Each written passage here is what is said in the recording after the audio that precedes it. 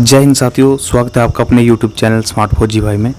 तो साथियों, आज यानी कि 21 जून अंतर्राष्ट्रीय योग दिवस की आपको और आपके परिवार को मेरी तरफ से हार्दिक शुभकामनाएं। चलिए आज बात करते हैं एसएससी जीडी कांस्टेबल भर्ती 2018 के बारे में। जैसा कि आप सभी जानते हैं कि हम सभी पहले कुछ दिन दिल्ली जाने की तैयारियां कर रहे थे, तो बहुत सारे व्हाट्सएप ग्रुप में या टेलीग्राम ग्रुप में बहुत सारे कैंडिडेट्स जो थे वो एक्टिव थे।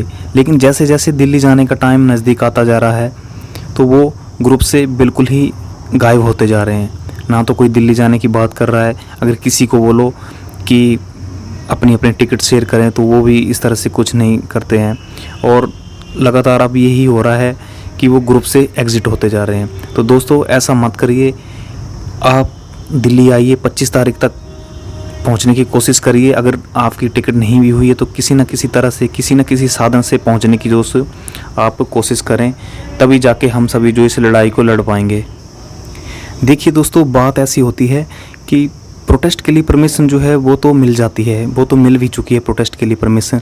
लेकिन मेन बात जो आती है वो आती है आपके वहाँ रहने की।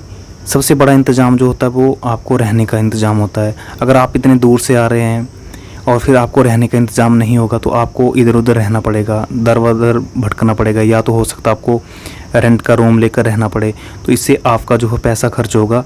तो इसलिए सबसे मेन जो बात हमारे पास अभी अटकी हुई है वो यही है कि परमिशन को लेकर, जो रहने की परमिशन है उसके लिए तो वो हम लगातार प्रयास कर रहे हैं। तो जैसे ही जो परमिशन है वो मिल जाएगी तुरंत आपको सूचित कर दिया जाएगा, ताकि जो जितने भी कैंडिडेट्स आ रहे हैं उनका रहने का इंतज़ाम हो सके। दोस्तों, ज़्यादा से ज़्यादा संख्या में आओ आप सभी दिल्ली, ताकि जो हमारी मांग है एसएससी जीडी 2018 की ऑल मेडिकल फिट कैंडिडेट की वो सरकार तक पहुँचे। क्योंकि अगर संख्या बल कम हुआ तो फिर से हम लोग खदेड़ दिए जाएंगे दिल्ली पुलिस के द्वारा, और वो किसी भी तरह से जो है वो हमारा प्रोटेस्ट चालू नहीं होने देगी। जो हमारी भूख हड़ताल के लिए परमिशन है रामलीला में सोचो, इतना बड़ा ग्राउंड है, वहाँ पर अगर 100 कैंडिडेट आएंगे तो उनकी तरफ कोई भी ध्यान आकर्षित नहीं करेगा।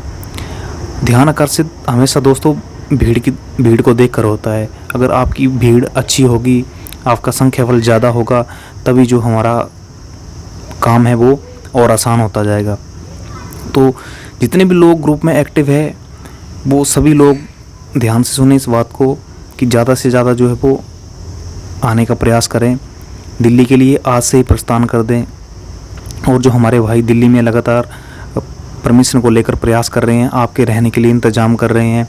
क्योंकि यार देखो क्या होता है कि अगर आप आ गए वहाँ पर दिल्ली, अभी आप सोचो अगर अक्टूबर नवंबर का महीना होता तो खैर आप रह लेते वहाँ पर कैसे भी रामलीला मैदान पे, नॉर्मली आप चादर बिछा के वहाँ पे सो सकते थे। लेकिन अभी का जो टाइम है उस सिचुएशन को समझो, बाहर जो टेम्परेचर है 40-40 डिग्री टेम्परेचर है। अगर आप दिन भर प्रोटेस्ट करते हैं, अगर आपको टेंट की व्यवस्था ना होगी वहाँ पर तो आप कैसे रहेंगे? ग्राउंड में आप प्रोटेस्ट कर सकते हो कभी?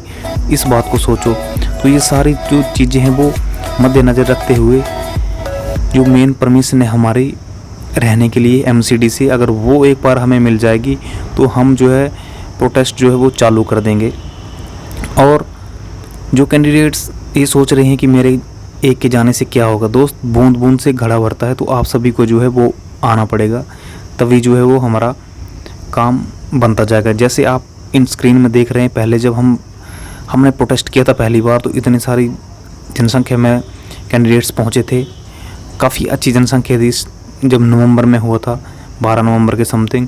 और उसके बाद फिर जब हमने जनवरी फरवरी में स्टार्ट किए थे, फरवरी के बाद तो उसमें संख्या बल थोड़ा कम था, लेकिन वो भी अच्छा रहा था, हमारा लगभग सफल ही रहा था। और इस बार जो है वो मैं यही उम्मीद करता हूँ कि ज़्यादा से ज़्यादा आइए यार, क्योंकि अगर आप लोग नहीं आएंगे तो जो लोग परमिशन ले रहे हैं ना उनका भी दिल टूट जाएगा। क्योंकि परमिशन तो ले लेंगे, अगर 200 कैंडिडेट ही वहाँ पर पहुँचे तो क्या फ़ायदा होगा उस परमिशन का? ना तो सरकार सुनेगी, बस आएंगे बैठेंगे और चले जाएंगे। वो यही हो रहा है आज से और यही होता रहेगा आगे भी, मुझे लग रहा है ऐसे। जिस हिसाब से जो ग्रुप में आप लोग सन्नाटा बनाए हुए हो, पहले तो ग्रुप में बहुत एक्टिव थे, परमिशन कब लोगे, हम दिल्ली जाएंगे, हम ऐसा कर देंगे, हम वैसा कर देंगे। जब दिल्ली जाने की बारी आई तो दुबक के बैठ गए सारे। यार कुछ करना है तो भगत सिंह ना पड़ेगा। दिल्ली आओ, तभी पता चलेगा कि प्रोटेस्ट क्या होता है। घर में ये चैटिंग खेलने से कुछ पता नहीं चलेगा आपको। ज़्यादा से ज़्यादा संख्या में दिल्ली आने का प्रयास करो, तभी जो है वो ऑल मेडिकल फिट कैंडिडेट्स की मांग पूरी होगी। सेकंड मेरिट की जो बात कर रहे हैं, सेकंड मेरिट तभी संभव है दोस्तों अगर जब हम अपनी बात जो सरकार तक पहुंचाने में कामयाब होंगे। सरकार तक तो बात पहुंच ही चुकी है, लेकिन वो सुनकर अनसुना कर दे रही है। तो हम ये चाहते हैं कि आप तब तक लड़ो जब तक हमारा जो मुकाम है वो हासिल नहीं हो जाता है।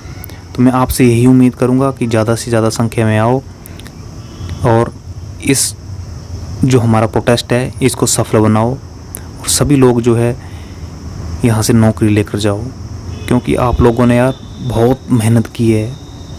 मैं समझ सकता हूँ कितनी मेहनत लगती है एक भर्ती देखने में पैरामिलिट्री की। एक एग्ज़ाम दो, फिर रनिंग करो 5 किलोमीटर, फिर मेडिकल में पास होना, 3-3 4-4 चरण जो है आप लोगों ने पास किए। तो अब दिल्ली आकर लड़ो, अपना हक लेकर रहो। और जो नई भर्ती की वेट कर रहे हैं, तो नई भर्ती में भी इसी तरह से धांधलीबाजी होगी, सब कुछ होगा, वो भी ऐसे ही होगा। इस बार आपने जितने नंबर लेकर आए थे अगली बार उतने मैं मानता हूँ उससे ज़्यादा नंबर लेकर आओगे। हो सकता है मेडिकल में अनफिट हो जाओ, रनिंग ही ना हो पाए। अगर इसको काबिलियत है, अपने ऊपर भरोसा है, वो करो।